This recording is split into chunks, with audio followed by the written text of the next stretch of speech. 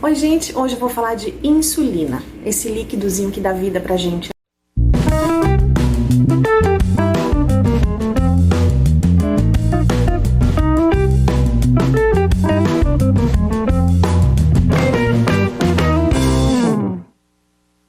É uma beleza a gente pensar que antes de 1922, quem tinha diabetes não tinha o destino que a gente tem hoje, de um bom tratamento, de qualidade de vida, de levar uma vida normal.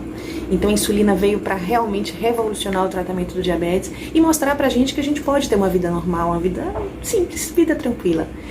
Mas é importante que a gente tenha o conhecimento que existem basicamente dois tipos de insulina, as insulinas basais e as insulinas bolos.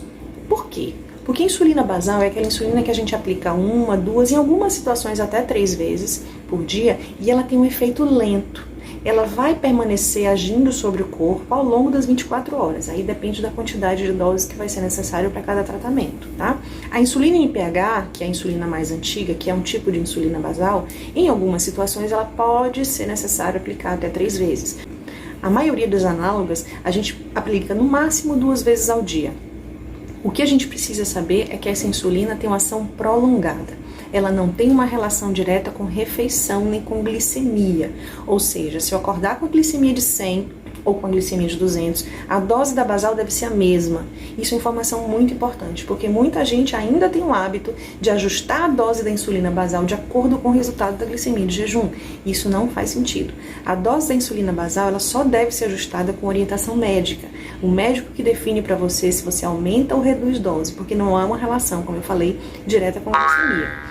Então, é como se a insulina basal fosse aquela insulina que eu precisasse para ficar assim, sem nem piscar o olho, só respirando e meu coração batendo. Eu preciso produzir glicose porque é fonte, o meu fígado produz, porque é fonte de energia para meu corpo. E para essa manutenção basal das funções corpóreas, eu preciso de uma insulina basal. A insulina bolus, ela se divide em 2 tipos de bolos, o bolus alimentar e o bolus de correção. O bolus alimentar, como o próprio nome já diz, é a dose de insulina para o alimento. E aí que entra a contagem de carboidrato. Então você precisa conhecer quanto de carboidrato você vai consumir para que a dose de insulina seja proporcional. Você faça uma equivalência. Ou seja, se sua glicemia amanheceu boa, em torno de 100, você conta o carboidrato, toma a insulina para ele, e a ideia é que seu pós-prandial fique legal dentro da meta que seu médico definiu. De regra, entre 140 e 180, mas cada paciente tem sua meta. Então é importante você discutir também isso com sua equipe de saúde, tá? Mas você concorda que se sua glicemia amanhecer alta, apenas o bolus alimentar não vai ser suficiente para lhe dar um bom pós-prandial?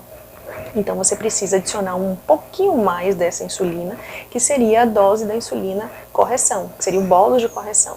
Então uma outra continha que a gente faz, em que a gente define a dose de insulina que vai ser adicionada ao bolus alimentar para que dê um pós-prandial legal, e essa dose vai ser referente à glicemia, que já está alta. Então, o bolus da refeição se divide em bolus alimentar e bolus de correção quando precisa corrigir. Então, é importante a gente sempre lembrar isso. As insulinas rápidas bolus que a gente tem hoje no mercado é Novorapid, Apidra e Humalog, tá? Elas são insulinas de ação rápida. A Fiasp é uma nova insulina lançada recentemente que tem um tempo de ação mais rápido e mais curto do que as outras, então ela é considerada ultra rápida. De regra geral, todas elas devem ser aplicadas antes da refeição. Existem situações em que dá para fazer durante ou até depois, mas isso precisa ser discutido com sua equipe de saúde, porque a ideia é que a insulina já esteja agindo quando o alimento chegar para evitar aquele pico que a gente sabe hoje com o uso dos sensores, que acontece depois, que tende a acontecer depois da ingestão de alimentos. Então discute com sua equipe de saúde o melhor horário para você utilizar a insulina rápida, se você precisa antecipar um pouquinho, ou se você pode tomar na mesma hora que for comer, enfim. Isso é muito individual, é importante que você conheça a ação da insulina bolus, que é a insulina rápida, e que saiba que ela se divide em bolus para o alimento e bolus para correção. Ok? Te vejo no próximo vídeo. Beijo, tchau!